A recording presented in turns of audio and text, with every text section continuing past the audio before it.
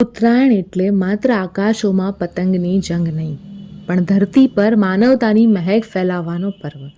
આપણે અવારનવાર દાન પુણ્ય કરવા માટે મંદિરો કે સંસ્થાઓ શોધતા હોઈએ છીએ, પરંતુ સાચું પુણ્ય તો આપણી આસપાસના મહેનત કરતા વડીલો અને ગરીબોના ચહેરામાં છુપાયેલું છે.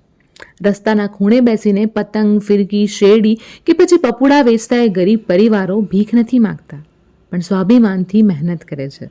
જ્યારે આપણે તેમની પાસેથી સેલો ટેપ, ગુંદર પટ્ટી કે નાની ટોપી ખરીદીએ છીએ ને, ત્યારે આપણે માત્ર વસ્તુ નથી લેતા, પણ તેમના ઘરના ચૂલામાં આશાની જ્યોત પ્રગટાવીએ છીએ.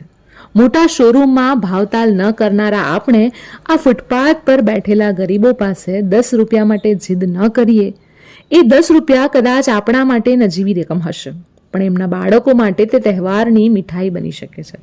તો પછી ચાલો આ ઉત્તરાયણ કોઈના જીવનની પતંગમાં ખુશીઓની કિન્યા બાંધીએ અને જરૂરી ખરીદી કરીને સાચું પુણ્ય કમાઈએ.